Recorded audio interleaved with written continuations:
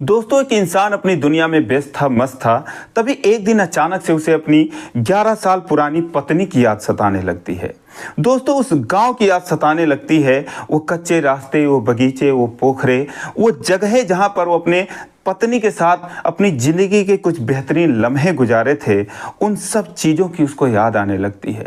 वो इतना बेचैन हो जाता है कि अगले दिन सुबह उठकर वो उस जगह से 70 किलोमीटर दूर अपने पुराने ससुराल पहुंच जाता है। दोस्तों, जब वहाँ पर जाता है तो उन जगहों को देखकर वो खुश हो जाता है और साथ में उदास भी हो जाता है। जब वो अपने पत्नी के बारे में पता करने की कोशिश करता है तो जो सच्चाई पता लगती है उसे जानकर वो रोने लगता है।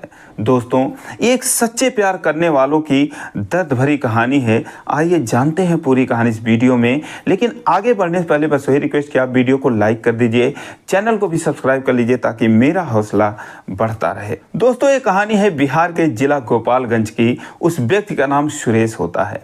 11-12 साल पहले सुरेश और राधिका की शादी होती है। दोस्तों, राधिका एक बहुत ही खूबसूरत लड़की थी।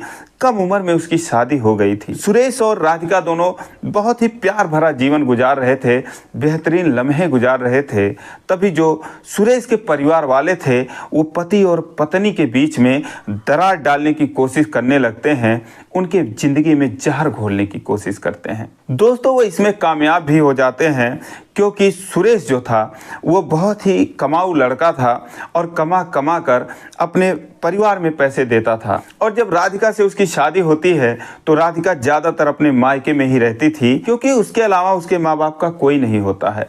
वो 2 बहनें थीं। बड़ी बहन की शादी हो चुकी थी, वो अपने पति के साथ गुजरात में रहती थी, तो इसीलिए माँ बाप की जिम्मेदारी उसी के ऊपर थी और उन्हीं की वजह से वो ज़्यादातर टाइम मायके में ही बिताती थी।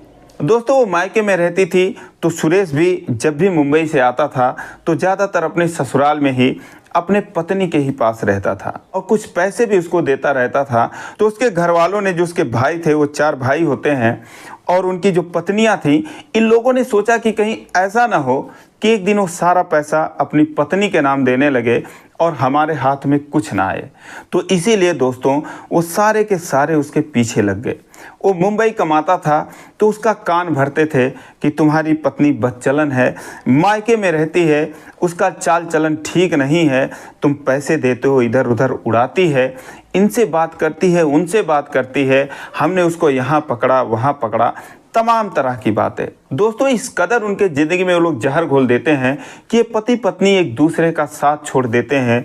राधिका हमेशा के लिए अपने मायके चली जाती है और सुरेश जो था वो अपने भाइयों में, बंधुओं में रह जाता है और लगातार पैसे कमाकर अपने परिवार में देता रहा। साल में मुश्किल से 15 दिन, 20 दिन के लिए अपने गाँव आता था, बाकी वो मुंबई में ही रहता था। सेंटरिंग का फोरमैन था, अच्छे खासे पैसे कमाता था। लेकिन एक बार मुंबई में ही उसका एक्सीडेंट हो जाता है, उसका पाँव टूट जाता है। वहाँ पर वो उसका इलाज करवाता है, प्लास्टर लगवाता है और ये सोचकर घर चला आता है कि घर पे मेरे इतने परिवार हैं, मेरी वहाँ पर देखभाल अच्छी तरीके से हो जाएगी, यहाँ पर 2-3 महीने में क्या करूँगा।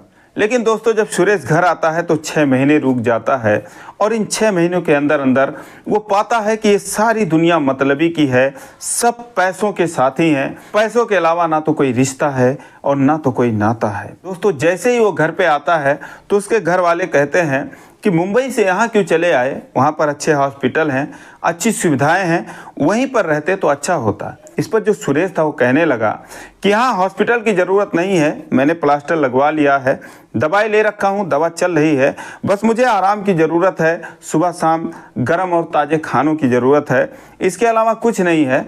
तो मैं घर पर ही रहूँगा, परिवार के बीच में रहूँगा, थोड़ा मेरा मन भी बहलता रहेगा, इसी बहाने घर पर 2-4 महीने रुक जाऊंगा, नात रिश्तेदारों से मुलाकात हो जाएगी। लेकिन दोस्तों, वो सुरेश जो अपने घर में हर महीने 25 से 30 हज़ार रुपये कमा कर देता था, जब उसकी कमाई रुक गई तो लोग उसको एक एक चीज़ों के लिए तरसा दिए। तो उसके साथ ऐसा बर्ताव किया जाने लगा कि उन लोगों से उसका दिल टूट गया। उसका प्लास्टर कटा ही था, वो ठीक से चल भी नहीं पा रहा था।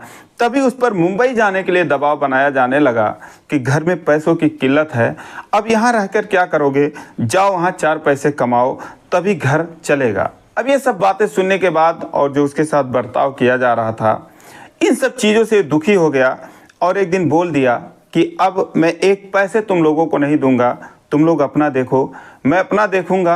अपने रिश्तेदारों को बुलाया, घर में बंटवारा कर लिया और अपना हिस्सा लेकर अलग रहने लगा। अब दोस्तों सुरेश कमाता था तो 4-6 लाख रुपए अपने नाम जमा भी कर रखे थे। उसने एक घर बनवाना शुरू किया तो उसके परिवार वालों ने इस पर काफ़ी विवाद किया। इसके अलावा भी जो गांव वाले थे वो ताने मारते रहे कि तुम्हारा तो कोई है नहीं, ना आगे है ना पीछे है, किसके लिए बनवा रहे हो। अब दोस्तों इन सब चीज़ों से वो दुखी हो गया। बस एक दिन यूं ही उसे अपनी पत्नी की याद आने लगी। दोस्तों अगले दिन वो मोटरसाइकिल उठाता है, वहाँ से 70 किलोमीटर दूर उसके पत्नी का गांव था, वहाँ पर जाकर पहुँचता है। तो दोस्तों वहाँ पर ज़माना बदल चुका था। एक पुरानी चाय की दुकान थी जहाँ पर वो पहले बैठकर चाय पीता रहता था। अब की बार देखा तो दुकान बंद थी, कई सारे नए दुकान खुल चुके थे। फिलहाल वहाँ पर बैठा चाय पिया, उन सब जगहों को निहारने लगा जहाँ पर उसकी पत्नी उसको विदा करने आती थी। जब भी वो ससुराल आता था उसकी पत्नी उसको ज़बरदस्ती रोक लिया करती थी। 2 दिन के लिए आता था, 20 दिन उसको रोक लेती थी और वहाँ तक चौराहे तक उसको विदा करने के लिए आती थी। यही सब जगह वो निहारने लगता है। उसके बाद चाय पीने के बाद सोचता है कि अच्छा चलो अब उसके घर चलकर देखता हूँ। दोस्तों मास्क लगा लेता है, हेलमेट लगा लेता है, बाइक पे बैठता है और बीच गांव में उसके ससुर का घर होता है। जब वहां पर जाता है घर के सामने तो देखता है कि उसके सास और ससुर दोनों जीवित थे। ससुर जी चारपाई पर बैठे थे और सास जो है वो सरसों की फसल को मसल रही थी, उसमें से सरसों निकाल रही थी। वहाँ पर खड़ा हो जाता है, उस घर को निहारने लगता है और कोई नहीं दिखता। 5 मिनट बीत जाते हैं, तभी उसकी सास आती है और कहती है भैया किससे मिलना है, किसके घर जाना है।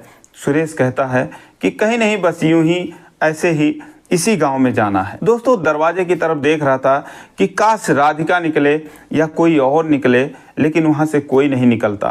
वो फिर वापस आता है उसी चौराहे पर, वहाँ पर आधे घंटे बैठता है, इधर उधर निहारता है कि काश कोई दिख जाए, लेकिन राधिका नहीं दिखती। उसके बाद वो दुखी मन से अपने घर के लिए रवाना हो जाता है। 2-3 किलोमीटर जाने के बाद ऐसे लगता है कि जैसे कोई उसे आवाज़ दे रहा हो कि कहाँ जा रहे हो, मुझे छोड़कर लौट आओ, मैं तुम्हें देखना चाहती हूँ, तुमसे मिलना चाहती हूँ। दोस्तों वो 15-20 की स्पीड में बाइक चला रहा था, ऐसे लग रहा था कि ना जाऊं। दोस्तों बाइक रोक देता है और सोचता है कि चलो ज़िंदगी में फिर तो इधर कभी आना नहीं है, एक बार फिर लौट कर देखते हैं।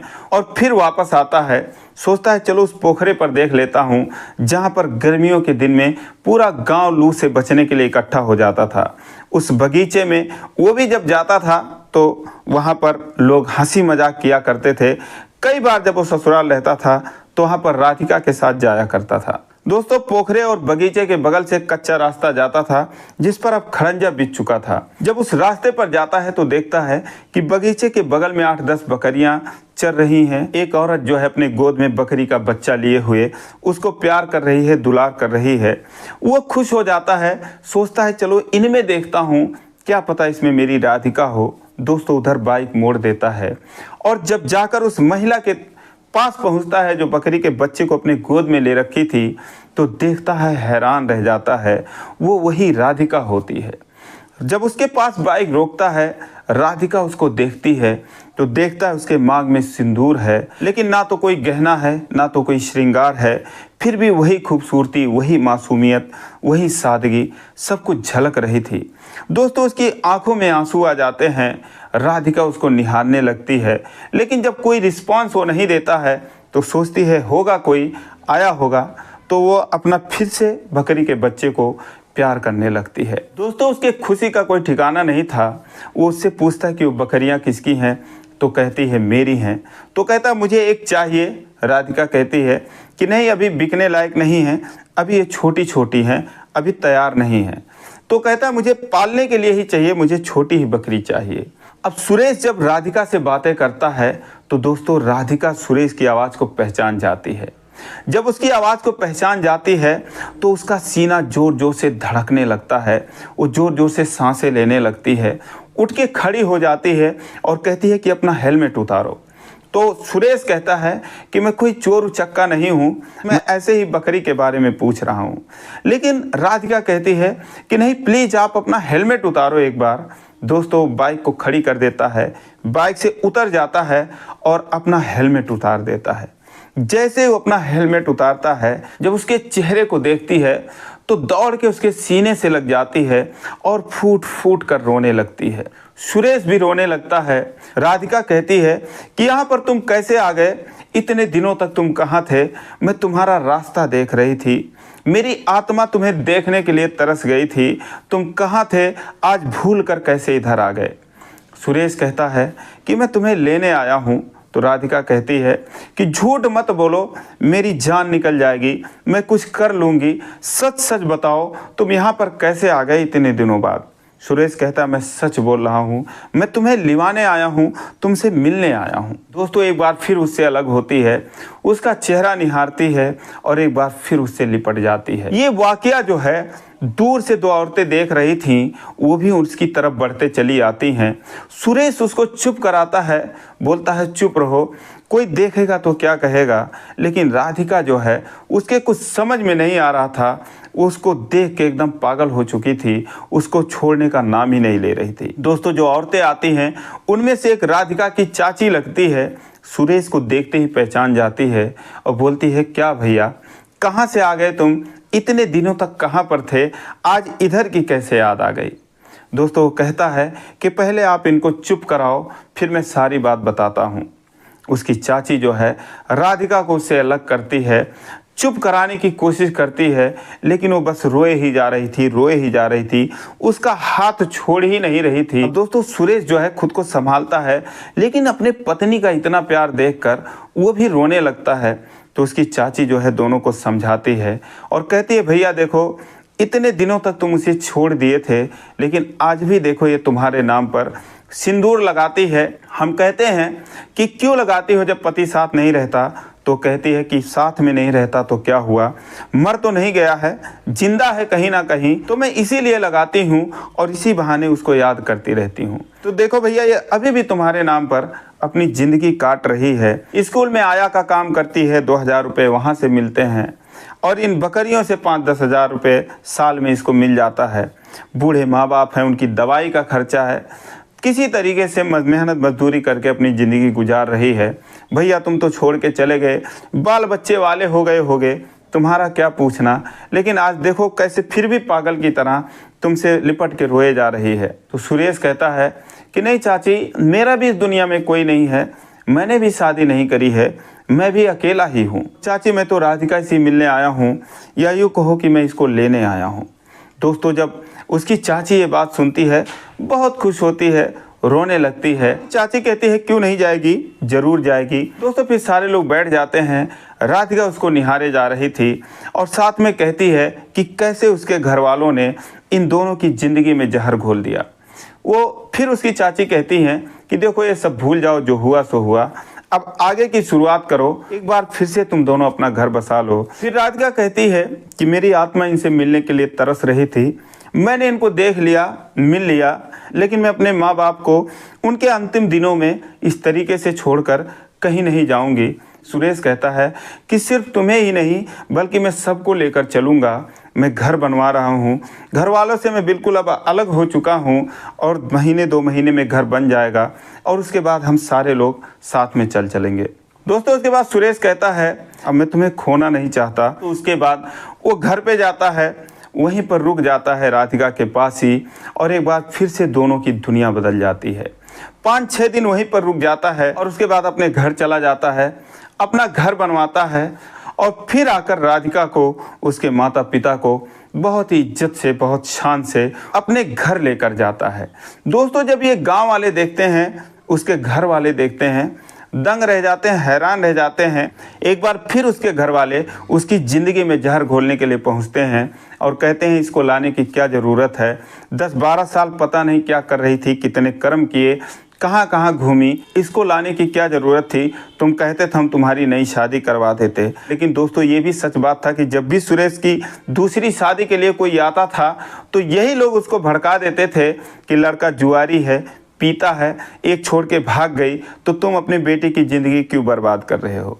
यही लोग उसकी शादी नहीं करने दे रहे थे और जब ले आया तो उससे इस तरीके से बात कर रहे थे कि ये पता नहीं कौन से कर्म कर रही थी, तुम इसको लेकर चले आए। दोस्तों सुरेश उठता है और कहता है तुम लोग यहाँ से चले जाओ, आइंदा मेरे दरवाजे पर दिखाई मत देना। दोस्तों वो लोग समझ चुके थे कि अब हमारी दाल गलने वाली नहीं है। दोस्तों ये 2022 की बात है, तब से राधिका और सुरेश एक बेहतरीन ज़िंदगी गुजार रहे हैं। तो दोस्तों ये रही कहानी, आपको कैसी लगी कमेंट करके ज़रूर बताइए, और ज़रा भी अच्छी लगी हो तो चैनल को सब्सक्राइब करिए। फिर मिलेंगे अगले वीडियो में, तब तक के लिए जय हिंद।